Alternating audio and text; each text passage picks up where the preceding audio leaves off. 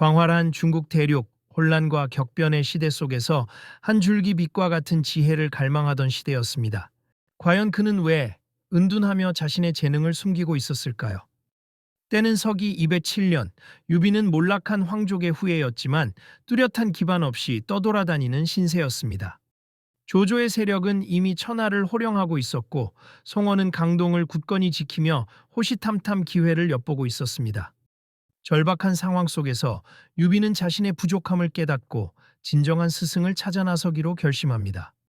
그렇게 유비는 서서라는 인물의 추천을 받아 와룡이라 불리는 제갈량을 찾아 삼고초려를 감행하게 됩니다.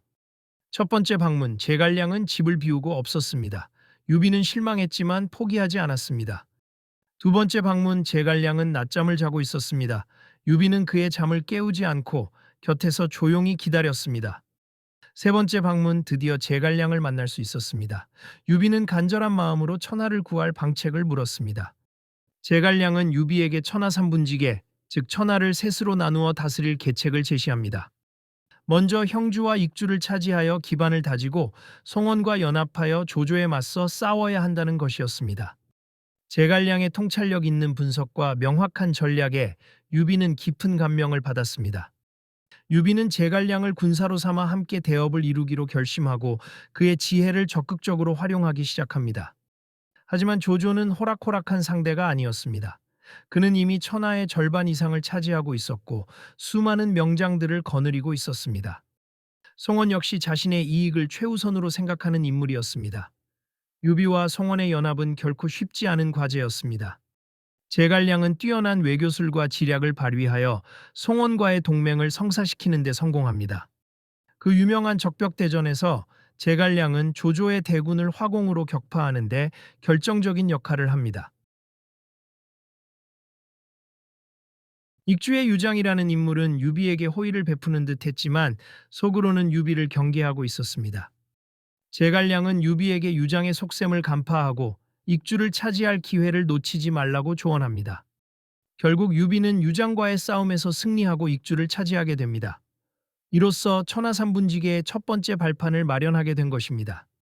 유비는 익주를 다스리면서 백성들을 위한 정치를 펼치고 제갈량은 내정을 안정시키고 군비를 확충하는 데 힘썼습니다. 하지만 조조는 가만히 있지 않았습니다. 그는 끊임없이 유비를 압박하며 형주를 호시탐탐 노리고 있었습니다. 관우는 형주를 지키는 임무를 맡았지만 자만심에 빠져 방심하는 모습을 보였습니다. 결국 관우는 오나라의 공격을 받아 패배하고 목숨을 잃게 됩니다. 유비는 슬픔과 분노에 휩싸입니다. 유비는 관우의 복수를 위해 오나라를 공격하기로 결심합니다. 제갈량은 이를 만류했지만 유비의 뜻을 꺾을 수 없었습니다. 하지만 이릉 전투에서 유비는 오나라의 육손에게 대패하고 백제성에서 병사하게 됩니다. 천하통일의 꿈은 점점 멀어져 갔습니다. 유비는 죽음을 앞두고 제갈량에게 자신의 아들 유선을 부탁하며 천하를 부탁한다는 유언을 남깁니다. 유비의 갑작스러운 죽음 이후 제갈량은 총나라의 승상으로서 국정을 총괄하게 됩니다.